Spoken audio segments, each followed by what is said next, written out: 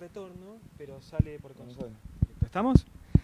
Bueno, buenas tardes. Gracias Nicolás Lucas por estar en el Auditorio de Grandes Libros para hablar de Te odio, Anatomía de la Sociedad Argentina, un libro que salió por Galerna. Yo lo muestro a cámara, nunca se ve bien, pero después lo ponemos en los comentarios, la tapa y todo. Bueno, muchas gracias por la invitación. Un libro que es casi como un monumento a la argentinidad. La canción La Argentinidad al Palo es un poco sería como una especie de prólogo a tu libro. Sí, sobre todo porque, bueno, ya que hablas de esa misma canción, es una canción bastante irónica en la que menciona un montón de inventos que no son nuestros. En Todos. la primera estrofa. Sí. Y sí, hay una suerte de melancolía por un pasado que no tuvimos. Del mismo modo que hay una especie de reivindicación por cosas que no vivieron ni siquiera nuestros ancestros.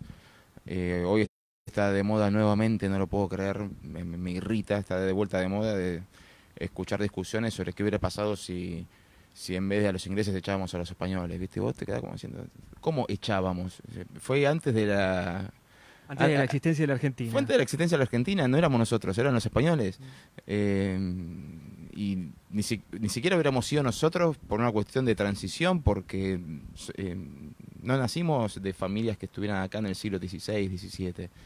Así que es bastante complicado, esos orgullos extraños y esas nostalgias por pasados que no tuvimos. Bueno, en el libro, ya nos metemos de lleno en el libro, sin prólogo. Igual es una charla de Facebook, así que lo mejor es arrancar ya y vamos a ir yendo y viniendo seguro.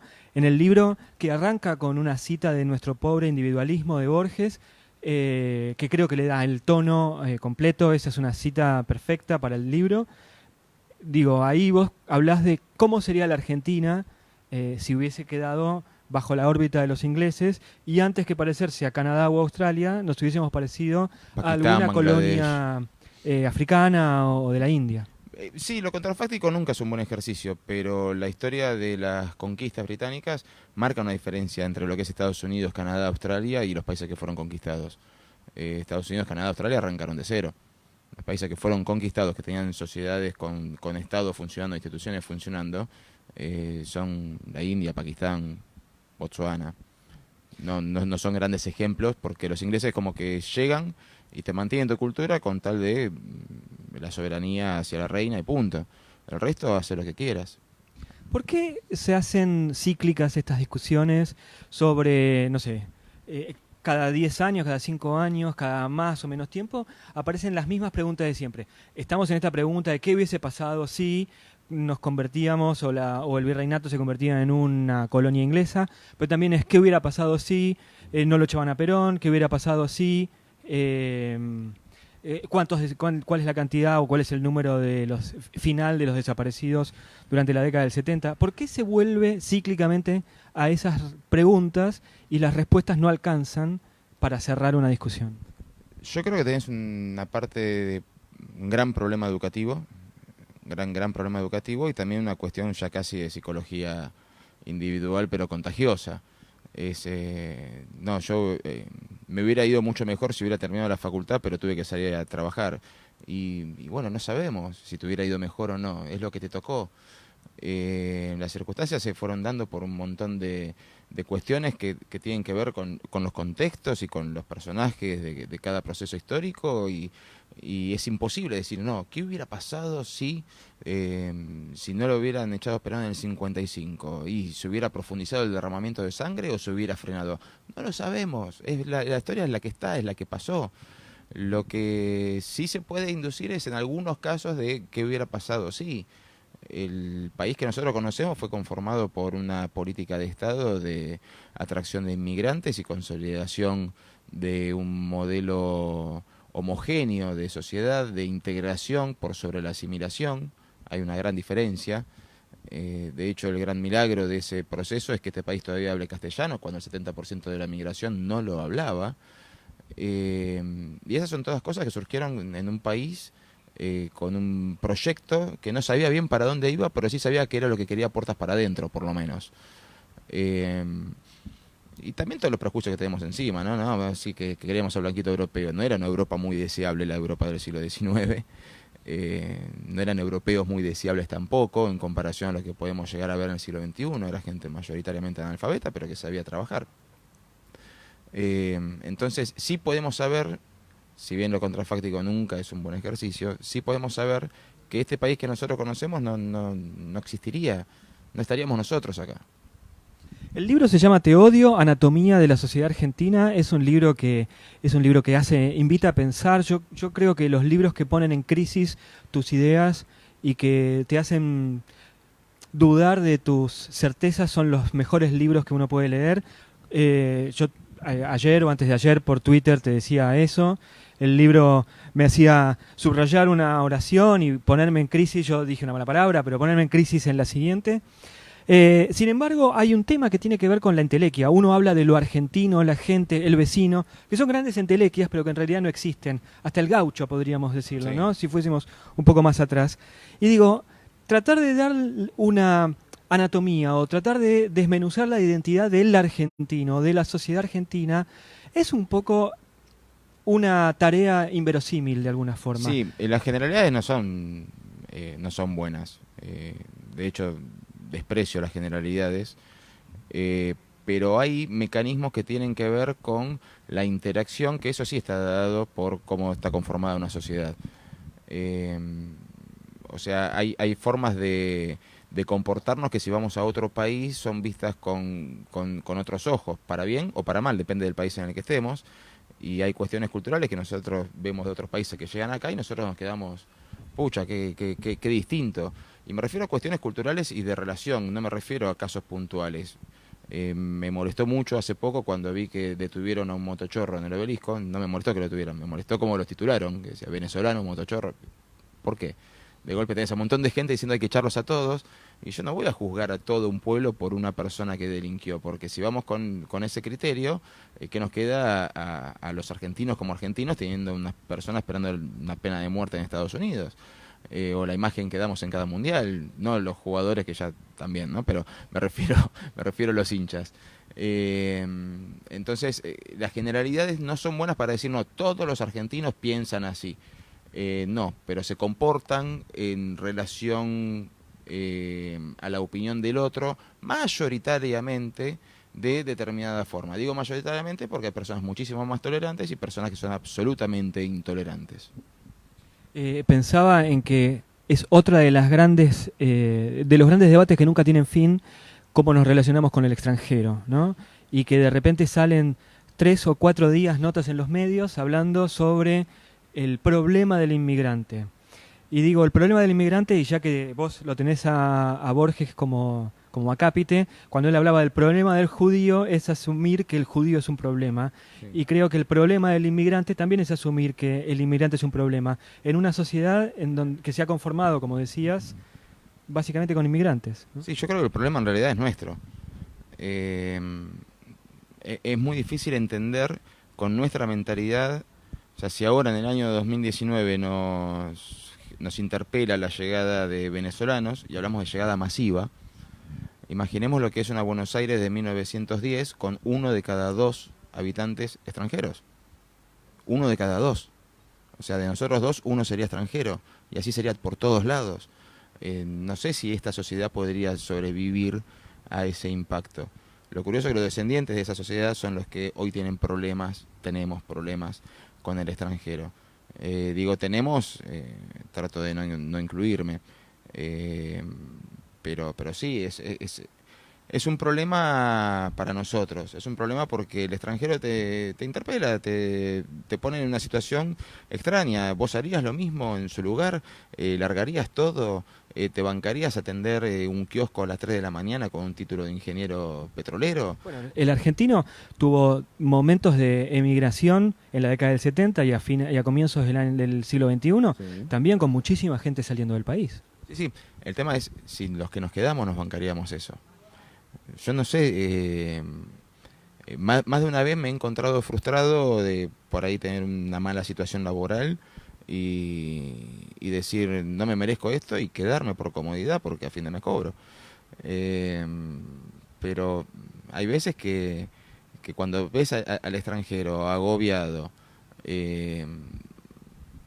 sacándose de encima todas las comodidades posibles, porque se va lejos de su tierra, lejos de su cultura, a un lugar que si bien habla el mismo idioma, la mitad de las palabras coloquiales significan cosas distintas, con costumbres distintas, eh, lejos de tu familia, lejos de lo que vos quisiste, y puntualmente lo más triste de todo, lejos de los planes que vos tenías para tu vida hacía un año.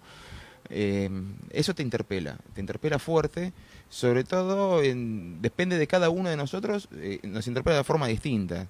Eh, yo tuve casi un ataque de nervios el otro día cuando vi que un tipo estaba promoviendo que no se compren más en comercios donde atiendan venezolanos o venezolanas.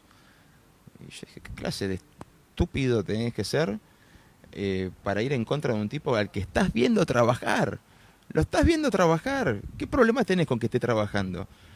O sea, ¿qué trabajo te quitó a vos? ¿Qué trabajo puso en riesgo tuyo?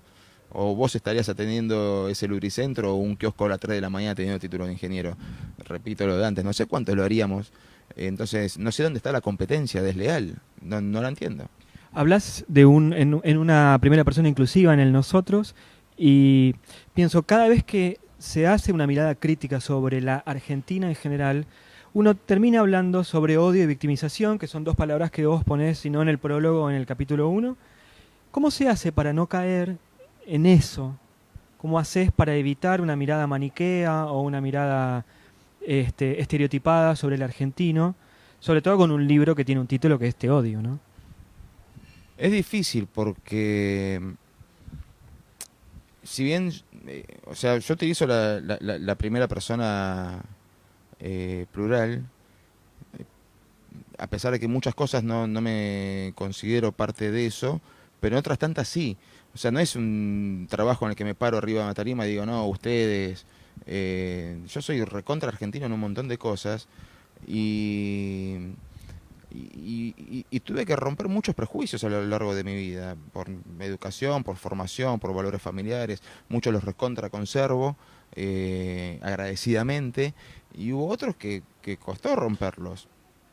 Y, y es un ejercicio difícil, un ejercicio raro. Yo arranqué escribiendo este proyecto sobre cuestiones que tenían que ver con los procesos políticos europeos y cómo habían impactado en la Argentina, y terminé iniciando un libro que hablaba fundamentalmente primero de la inmigración. Yo tengo 16 apellidos y ninguno es español. O sea, de mis 16 bisabuelos, ninguno es español. Y eso, la primera pregunta que me genera es, ¿por qué todo el mundo me considera italiano si la mitad son franceses? Después, ¿por qué hablo español? ¿O por qué no entiendo nada, una palabra del francés? Con el italiano fue más fácil porque, bueno, conviví con mis abuelos y todas esas cosas, entonces se te quedó pegado más el dialecto y el cocoliche que otras cosas. Y ahí te encontrás con un montón de cuestiones y de preguntas que te haces y decís, pero mis abuelos no eran así, no discriminaban. Yo entraba a la casa de mi abuelo y me encontraba la familia coreana de al lado tomando mate con él. O sea, cosas que hoy nos parecen extrañas, yo las viví como normales. Está bien, crecí en familia de inmigrantes o de hijos de inmigrantes, depende de qué parte busquemos. Y yo no veía ese tipo de reacciones. Y después empezás a buscar y te encontrás con esos grandes mitos, ¿viste? Cuando yo tiré primero un globo de ensayo hace como 2 años y medio, casi 3, que era un texto, aproveché que en mi blog tiré un globo de ensayo así a ver cómo prende esto. No, hace 3 años, sí. Sobre la xenofobia. Y contando una historia de un venezolano en Argentina, en un párrafo, y empezaba a desarrollar en otro párrafo. 2 o 3 párrafos, contaba una historia de otro, un colombiano que me había atendido en una guardia, y seguía. Y así. Y cuando vi la reacción del lector, a favor y en contra, eran tan extremistas. Los que estaban a favor estaban pero prácticamente enamorados del texto, que no era la gran cosa, y los que estaban en contra, pero por poco pedían la pena capital para el autor. Y Y lo que más se repetía era el latiguillo de no me vas a comparar esta inmigración con aquella. Y eso sí va en el capítulo que hablo de migración, Sí. se centra en eso. No me vas a comparar esta migración con aquella. Y no es comparable. Cero comparable por 10.500 factores. Por los motivos de la inmigración, una parte sí te la puedo llegar a comparar. El motivo del raje, de escaparte. Pero esta inmigración que viene ahora te dice, no, ahora le dan de todo. Mucho más le dieron a nuestros abuelos. Muchísimo más. Muchísimo más. Repito, nosotros hablamos castellano. Les dieron salud pública, les dieron vacunación, les dieron un hotel de inmigrantes para que tuvieran alojamiento por el tiempo que fuera necesario hasta que consiguieran un lugar para quedarse. Les dieron de todo. No venían a delinquir. El 94% de la población carcelaria de principios del siglo XX era extranjera. 94% era una locura. Las Es mafias... alrededor de lo que se da ahora, pero Exactamente al revés. Exactamente al revés de la proporción que hay ahora. El resto de... O sea, todas las mafias eran todas de extranjeros. Si no eran italianos... o sea, parece mentira que hay que recordar a Chicho el Grande, Chicho el Chico, la Swing Magdal, la trata de personas. Eran todos extranjeros. Todos. Del primero al último. Entonces, podés venir a decirme que tu abuelo no era así, o que vos no lo recordás así. No, vamos a poner un manto de piedad. Pero no vamos a decir que todos eran así. O que todos no lo eran. Porque yo hasta ahora, si voy conociendo uno por uno, y bueno, de golpe es raro, ¿viste? Te sentás en un bar y se hace normal que te traten bien. Se hace normal que estén atentos a lo que vos querés. Se hace normal ir a un kiosco y que te digan que termine bien el día, señor. Eh, y si en vez de todo eso, y pensar en la historia que tiene atrás esa persona, lo único que ves es que le están robando el trabajo a otra persona que vos no conoces, permitime pensar que lo único que te motiva es el odio. Yo anoté algunas frases y hoy tomé el recaudo. Yo siempre anoto en los libros o qué sé yo, y después cuando vamos a las entrevistas, tengo que empezar a buscar y en la cámara es un papelón hacer eso. Así que hoy tomé el recaudo de anotar algunas cosas. Qué miedo. No, dos frases, pero la primera tiene que ver con esto que estamos hablando, que por ahí no tengo la frase seleccionada, pero sí el tono. Vos haces una diferencia entre el nacionalista y el patriota. Sí. ¿En la Argentina faltan patriotas? Qué buena pregunta. Yo tengo el problema del nacionalista para mí, básicamente, es que el único mérito que tiene es el haber nacido, o sea, un mérito no forzado, un mérito no buscado. Naciste acá, entonces este es el mejor país del mundo porque vos naciste acá. Y como si fuera una cuestión de obligación natural. Fabián Casas, ¿no? Dice, ser argentino es una fatalidad. Sí. O sea, si vos, o sea, y aparte hay como una obligación, en vez de derecho natural hay una obligación natural, ¿no? O sea, tenés la obligación de hacer que este país sea lo más grande del mundo. Y si él no lo es porque el mundo nos odia o porque el mundo nos tiene envidia. Y vos te quedás pensando, ¿viste? ¿Envidia qué? ¿Viste? O sea, no encontrás muchas cuestiones como para decir envidia. Qué sé yo, un país pequeño y congelado te puede envidiar que tengas 4 estaciones y un país extenso. Pero, o sea, ¿qué nos envidiaría Estados Unidos? Con una mano en el corazón. Cada vez que decimos, no, porque el imperialismo, ¿qué nos envidiaría? O sea, honestamente, ¿qué nos envidiaría? En cambio, el patriotismo pasa por otro lado. O sea, ya etimológicamente la palabra patria es distinta a la palabra nación. Porque una nación tiene componentes de pueblo y una patria no. Una patria es más abarcativa. Una patria puede tener muchas naciones. Y una patria la puede sentir o no. Hay una frase muy vieja que propia de la inmigración, ¿no? Que la patria es donde sos feliz, donde puedes llevar a cabo tu vida. Desde ese punto de vista, si vos estás todo el tiempo tratando de que el país sea un lugar beligerante permanentemente por querer imponer tu postura, y nunca va a haber un momento en el que vos seas feliz, entonces sos más nacionalista que patriota. O sea, si te empiezo a dar vuelta a las palabras, y disculpen, fueron muchos años de terapia, pero el valor de las palabras es fundamental. Eh, entonces, te empiezan y te caen con los valores, ¿viste? Y los valores cristianos, y los valores nacionalistas. Y bueno, ahí es cuando te preguntas, pero si toda la vida, todos los presidentes, los democráticos, los de facto, todos, absolutamente todos, con distintas visiones de cómo hacer las cosas, venían con la misma creencia de que estaban haciendo lo correcto en función de la grandeza de la patria y la felicidad de la nación. Eh, los resultados fueron tremendos, entonces llega un momento que vos decís, ¿no será por ahí un exceso de nacionalismo y no una falta de? ¿No sería momento de empezar a pensar que el enemigo no es el mundo, sino que... o sea, imagínate que vos vivís solo en tu casa y todos los que te rodean en el barrio son tus enemigos. Te vas a morir de hambre en menos de una semana. Vas a comprar comida al enemigo. Viene el enemigo y te quiere comprar... No, no me quiere ayudar. No, no te vino a ayudar, te vino a comprar algo. No, no, no, me quiere sacar lo que tengo. Sí, pagándote. No, no, no, no. Entonces es complicado pensar así. Y yo también he pensado así muchas veces. Por eso la mayor parte de las veces hablo en primera persona. Porque todos nos hemos encontrado en algún momento en alguna de esas posturas. Ahora vuelvo a una de las frases. Recién hablabas acerca de ese rasgo de xenofobia que tenemos y uno lo puede hablar no solamente con el extranjero, sino también con la inmigración interna de la gente del interior que viene a la ciudad y etcétera. Y tenés una frase en uno de los capítulos que dice: la mejor forma de convertir ideológicamente a alguien es ayudarlo a incrementar sus ingresos. Una frase que me hizo acordar mucho a cuando José Pablo Feynman dijo: cuando la clase media gana mejor, se vuelve reaccionaria. Sí, es que es así. Eh, no es porque coincida con Feynman, Yo creo que si pero los pongo juntos van a decir blanco y negro todo el tiempo. obviamente. Pero acá creo que se relacionan. No es una cuestión de reacción, yo creo que es una cuestión que por ahí nos falta revisar lo que es la historia de los números del país.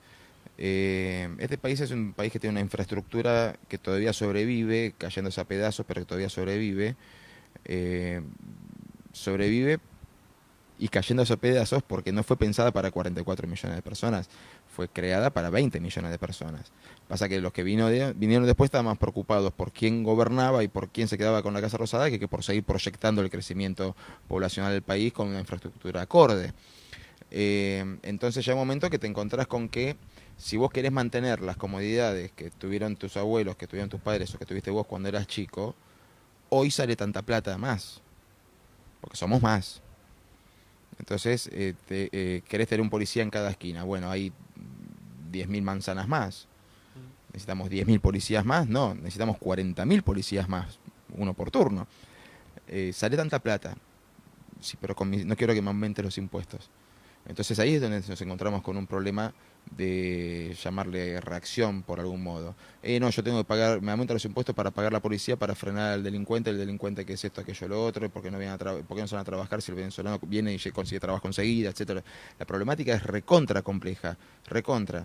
Pero en ese caso puntual hablaba de del tema de cierto liberalismo económico, ¿no? En el momento en que sacás cuenta de cuánto pagás de impuestos, o sea, te dan ganas de llevar una camiseta con el rostro de Adam Smith, con una aureola arriba.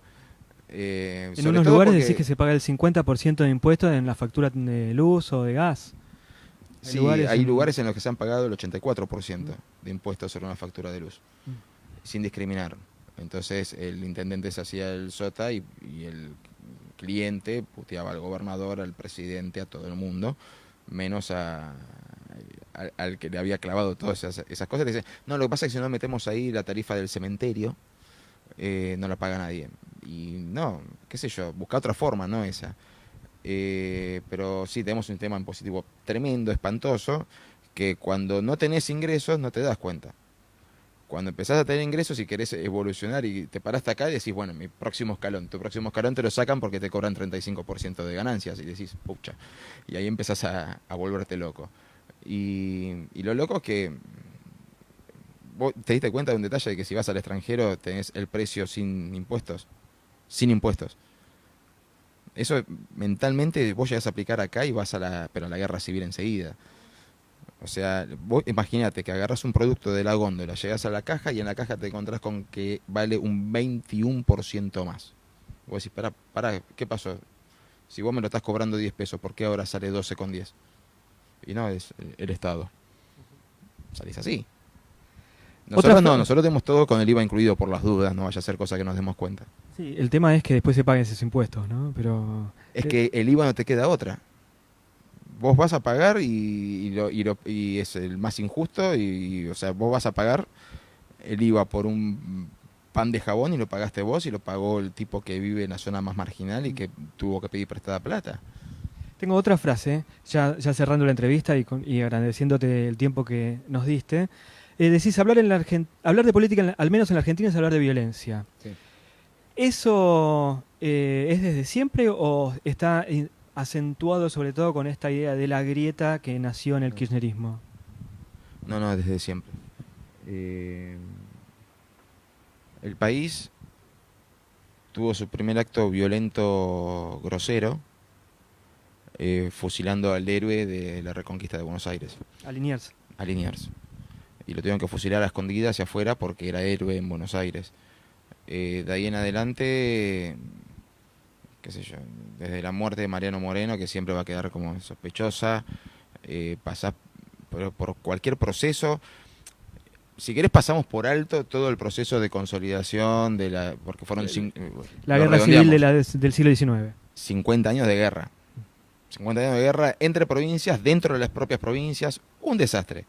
Si eso no es violencia, no sé cuál será. O sea, te cortaban la cabeza, le ponían una pica en la puerta de la casa de tu familia para que recuerden que es una cosa de locos. Y no era una cuestión que solamente de Rosas, o sea, en todo el interior, o sea, por todos lados pasaba.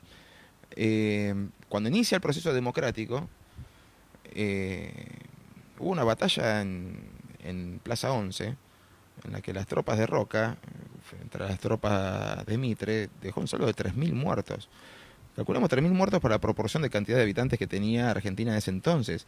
Una locura. Y fue en Plaza 11. Pasamos todos caminando hoy por Plaza 11 como si nada y decís, acá hubo 3.000 cuerpos tirados. En cada elección que había acuchillados, muertos. Ahí hubo una balacera en la Piedad con motivo de las elecciones de Avellaneda, que fue tremendo. Hubo un golpe de Estado contra Sarmiento antes de que entre el mando a Avellaneda, y de ahí para adelante, y si nos centramos solamente en el siglo XX, tenemos para tirar manteca al techo. Entonces, te salto directamente, ya te hago un salteo la última dictadura y te caigo del 83 para acá, de diciembre del 83 para acá. Hace una semana estábamos recordando lo de la tablada. Pero entonces, ¿por qué la violencia está tan asociada al peronismo? Si es algo constitutivo de la política argentina, ¿por qué siempre que hablamos de violencia hablamos de peronismo? Y porque el peronismo es el partido con mayor cantidad de simpatizantes, quizás. Es como decir, ¿por qué la violencia en el fútbol está asociada a River, Boca, San Lorenzo, Independiente y Racing? Y porque son los 5 equipos con mayor cantidad de hinchas. Y me dirán, no, entonces con los radicales no. Los radicales también son mayoritarios.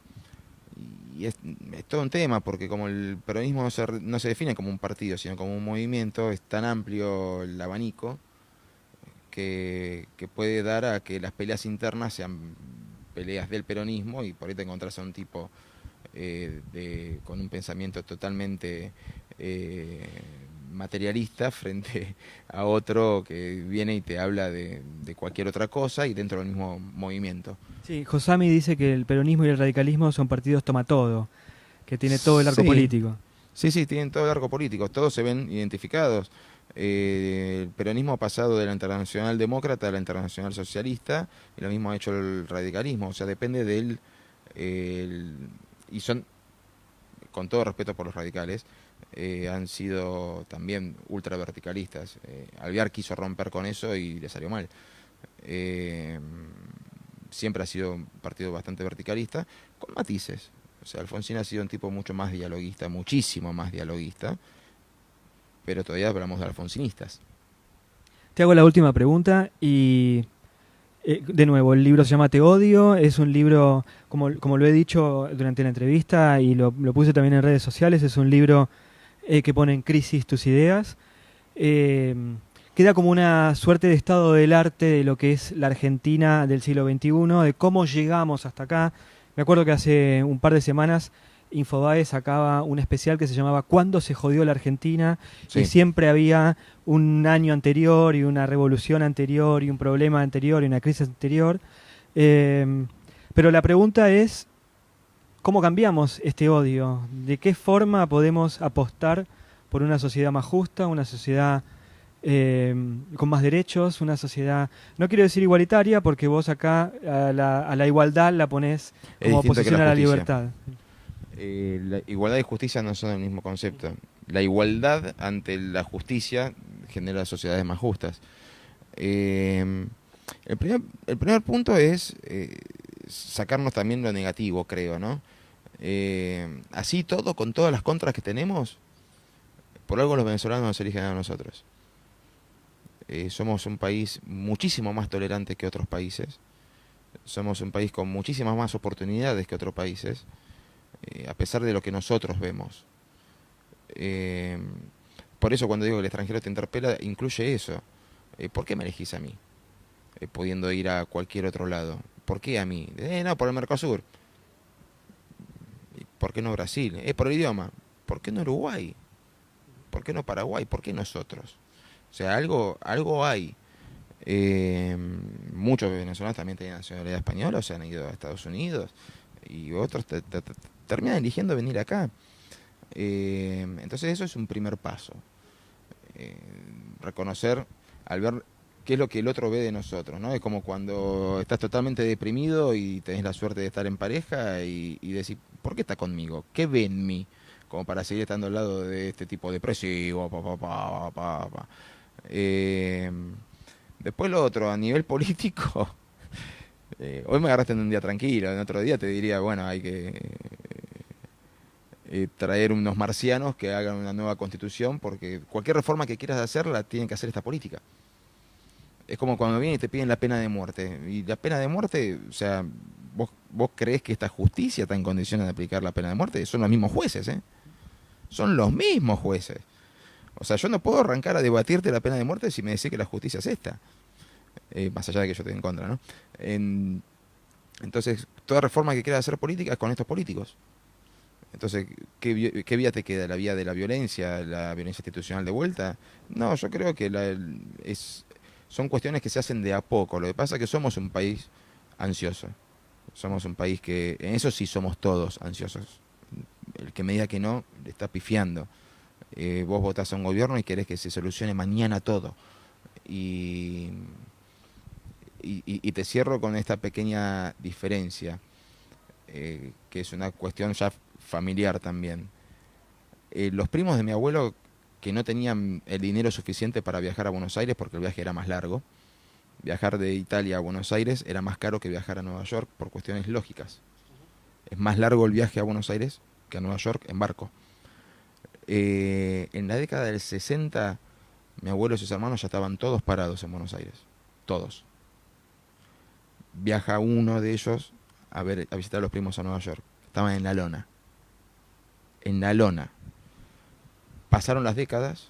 Ellos tienen una cadena de restaurantes italianos, o sea, típicos de Nueva York.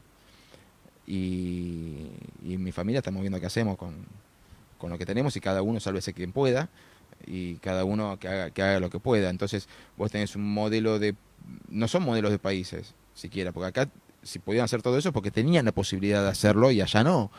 La diferencia está por ahí en la paciencia de la sociedad. Como acá nos acostumbramos a que llegabas y te parabas, es muy difícil pensar en algo que no lo vas a ver vos, por ahí lo vean tus hijos, y quizás seguramente lo vean tus nietos, y vos no te enteres. Y ahí sí somos bastante egoístas, incluso con nuestros hijos y nietos. Nicolás Luca, gracias por haber venido al auditorio. Vuelvo a mostrar el libro en Te odio. Un libro que si alguna vez en la década del 90 salió Maradona te amo, Maradona te odio, un libro que hablaba de cualquier cosa menos de Maradona, hablaba de la sociedad argentina, y creo que se puede poner también en tándem con El insomnio de Bolívar, de Jorge Volpi, aunque él habla sobre el latinoamericano. Parece que son libros que te ayudan a pensar un poco hacia dónde vamos y quiénes somos, sobre todo, quiénes somos y quiénes vamos a ser para nuestros hijos. Nicolás, muchas gracias por haber estado en el No, Auditorio de Grandes Libros. muchísimas gracias por tan lindo.